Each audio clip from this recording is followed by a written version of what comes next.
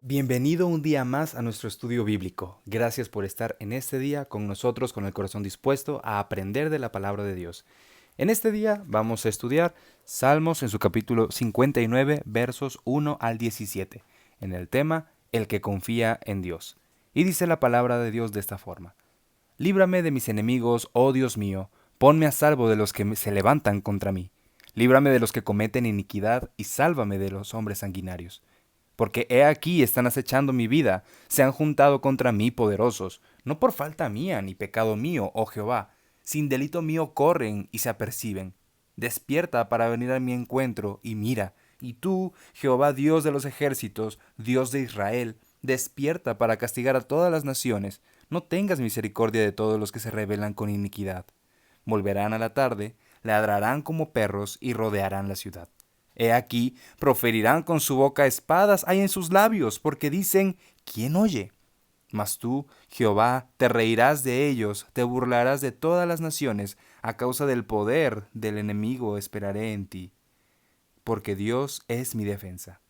El Dios de mi misericordia irá delante de mí. Dios hará que vea en mis enemigos mi deseo.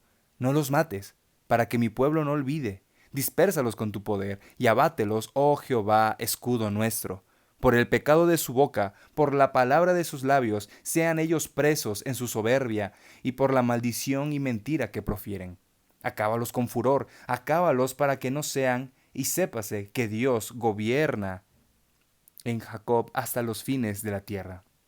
Vuelvan, pues, a la tarde, y ladren como perros, y rodeen la ciudad. Anden ellos errantes para hallar qué comer, y si no se sacian, pasen la noche quejándose. Pero yo cantaré de tu poder, y alabaré de mañana tu misericordia, porque has sido mi amparo y refugio en el día de mi angustia. Fortaleza mía, a ti cantaré, porque eres, oh Dios, mi refugio, el Dios de mi misericordia. El que confía en Dios. Cuando estamos en alguna aflicción, es fácil decir que Dios tiene la culpa. Pero nosotros, como hijos de Dios, no debemos jamás tomar ese camino. A veces, cuando le contamos a alguien más que estamos padeciendo alguna situación, no siempre, pero a veces, hay personas que tienden a decir, eso es un trato de Dios. Seguramente estás viviendo en pecado. Son fáciles para señalar a otras personas. En este día tenemos algo similar. El rey David, antes de ser rey, ya había sido escogido por Dios para esta misión. Sin embargo, antes de todas las historias que hemos visto recientemente, tenemos que ver un poco del contexto histórico de este capítulo. Cuando David todavía servía en el palacio del rey Saúl, antes de ser rey claramente de David, cuando servía en el palacio del rey Saúl, él sufrió.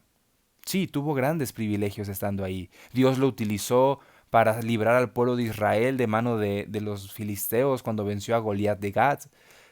Dios lo utilizó para ganar muchísimas batallas. Sin embargo, esto despertó celos en Saúl.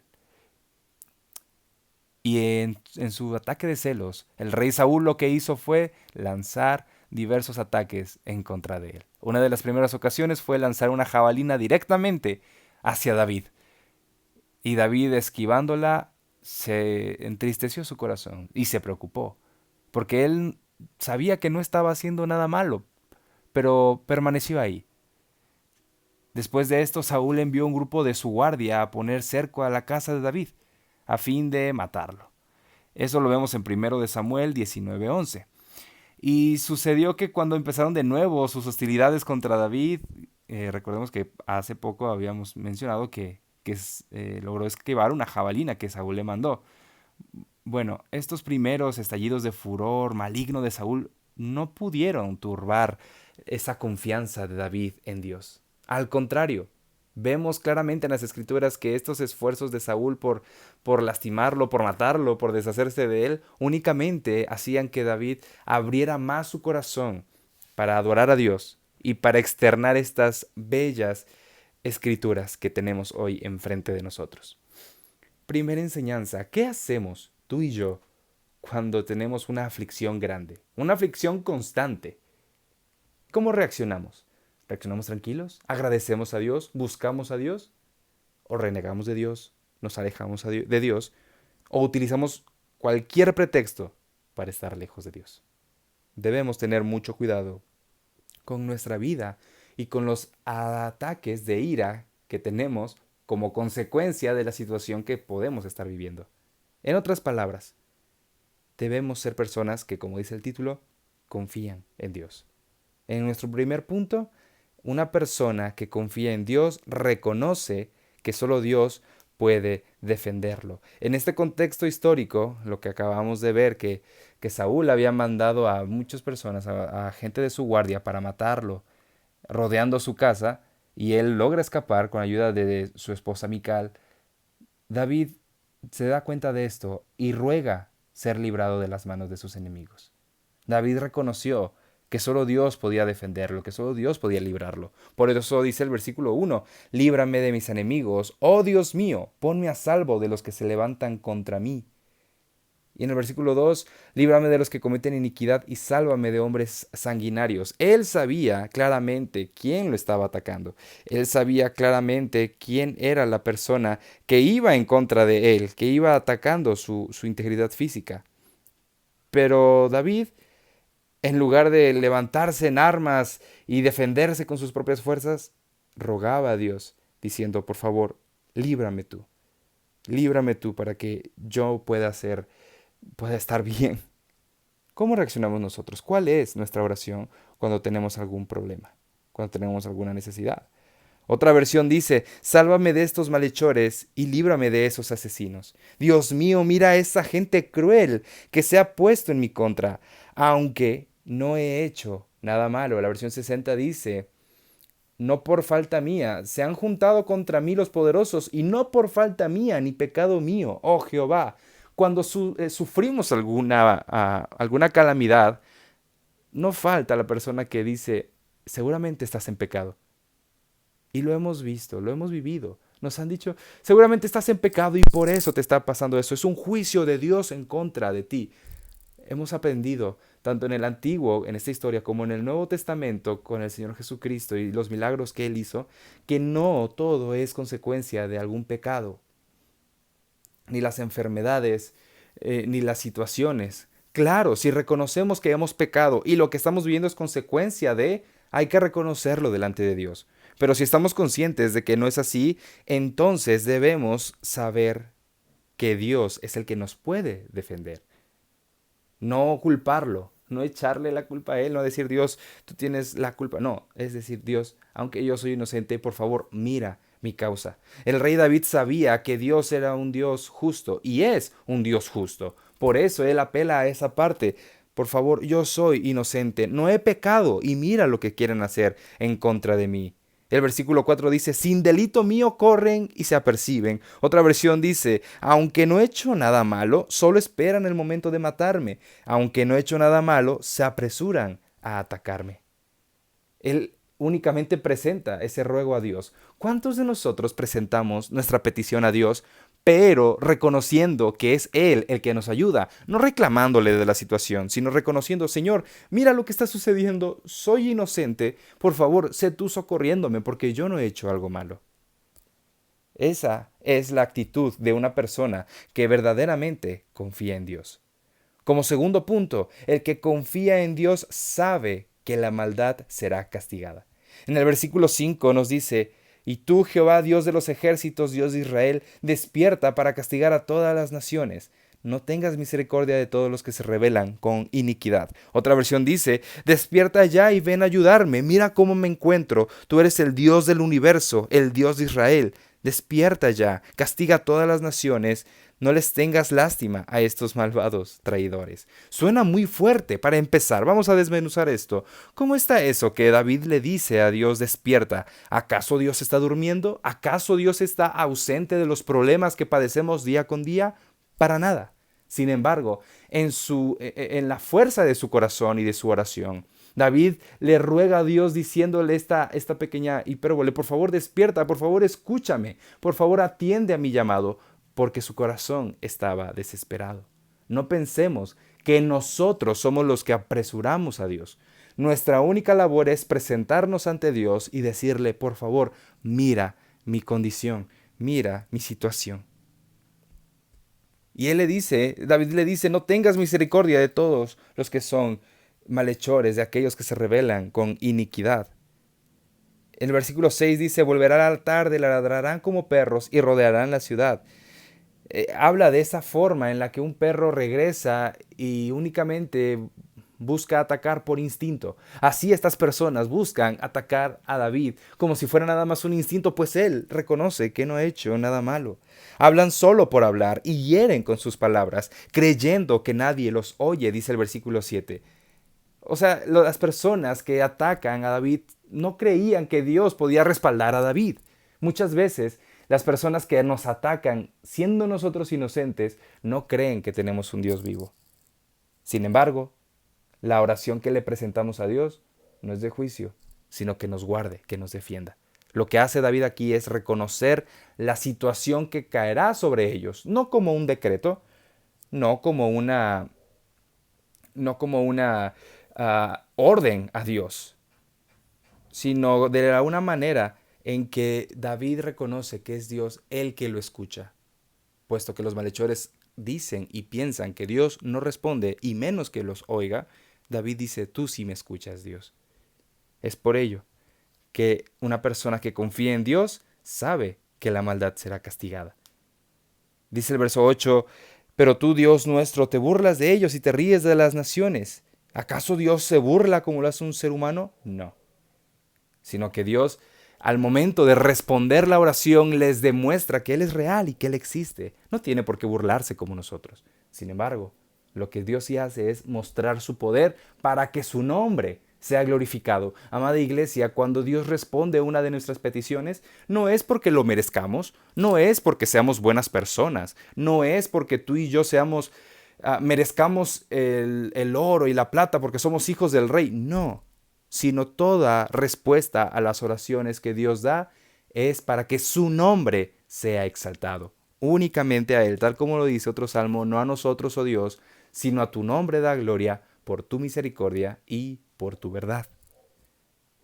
El versículo 9 dice, a causa del poder del enemigo, esperaré en ti, porque Dios es mi defensa. Yo pongo en ti mi confianza, pues tú, oh Dios, eres mi fortaleza, mi protector. Amada iglesia, que cuando tengamos un momento de dificultad en el que seamos inocentes, clamemos a Dios y digamos, Señor, yo espero en ti, no meto mis manos para defenderme, no voy a defenderme con armas humanas, sino que confío en ti y confieso con mi boca que tú eres mi protector. Hagamos aquí una diferencia muy grande. Confesar no es lo mismo que el sentido que le damos a la palabra decretar. Nosotros no decretamos porque nosotros no le damos órdenes a Dios, sino que oramos y rogamos que Él tenga misericordia de nosotros. Y al decir, Dios, tú eres mi protector, no le estamos ordenando que sea nuestro protector, sino que le estamos diciendo a nuestra alma, confía en Dios porque todavía le vamos a alabar. Confía en Dios porque Él es quien nos ha cuidado todo este tiempo y nos seguirá cuidando. Él es quien nos ha bendecido y nos seguirá bendiciendo conforme a su voluntad, aún en medio de la tormenta. Eso es lo que el rey David está diciendo en esta parte de la escritura. Él está reconociendo que Dios es en quien él confía, solamente en Dios. Pues él sabe que la maldad de los impíos será castigada. Pues el versículo 10 dice, con tu ayuda veré derrotados a todos mis enemigos. ¿Por qué? Porque David lo dijo, no, porque Dios castiga la maldad. Y porque Dios castiga la maldad, es así que nosotros debemos saber que si nosotros hacemos algo malo, Dios castigará esa maldad en nosotros. Tanto lo que castigará con otras personas, como lo que castigará también en nosotros. La Biblia continúa diciendo en el versículo 11, tú, Dios mío, eres nuestro protector, sacúdelos con tu poder, ponlos en el suelo, pero no los mates. Así mi pueblo no lo olvidará. Cada vez que abren la boca pecan con sus labios, pues déjalos que caigan en la trampa de su orgullo, por las maldiciones que lanzan, por las mentiras que dicen. ¿Vemos cómo es que la maldad de las personas los guía a la ruina? Amados hermanos, que nuestro corazón no se llene de maldad para que no seamos guiados a la ruina. Amados hermanos, que si vemos que otra persona nos está dañando, roguemos a Dios que tenga misericordia de él, sí, pero también que nosotros no caigamos en ese error tan grande. Saúl y los suyos pensaban que tenían en sus manos el gobierno de todas las cosas, pero deben aprender que hay uno más alto que ellos y es el que de verdad gobierna en toda la tierra. Como dice el versículo 13, acábalos con furor, acábalos para que no sean. Y sépase que Dios gobierna en Jacob hasta los fines de la tierra. Dios gobierna en su pueblo. Y aún hasta los confines de la tierra, dice, pues todas las naciones caen dentro del territorio de su reino. Su gran pecado era que iba a la casa de David para hacerlo como una presa, pero el castigo de Saúl es que sería reducido a una pobreza tan extrema que iría como perros vagabundos en busca de desperdicios con lo cual satisfacer su hambre. Es lo que dice nuevamente el versículo 14. Vuelvan pues a la tarde y ladren como perros y rodeen la ciudad. Anden ellos errantes para hallar qué comer, y si no se sacian, pasen la noche quejándose. Su propia maldad los conduce a la ruina. Y como tercer punto, amados hermanos, el que confía en Dios, alaba a Dios. Versículo 16, la versión NTV dice, yo por mi parte te alabaré en la mañana por tu poder y tu amor. Tú eres el Dios que me protege, tú eres el Dios que me ama. Por eso te cantaré himnos, porque eres mi fortaleza, porque has sido mi refugio en momentos de angustia. Amados hermanos, que el dolor de nuestro corazón no haga que nazca en nosotros un deseo de venganza. Al contrario, sino que haga en nosotros que nazca un deseo de alabar a Dios y alabar su bondad, su misericordia y su amor. Que eso sea lo que haya en nuestro corazón. Alabanza a Dios. Que digamos con todo nuestro corazón, Señor, yo te voy a alabar en la mañana por tu poder y por tu amor. Tú eres el Dios que me protege. Tú eres el Dios que me ama. Recordemos que Dios nos cuida, pues nos ama. Es por eso que tú y yo debemos adorarle, alabarle con todo nuestro ser.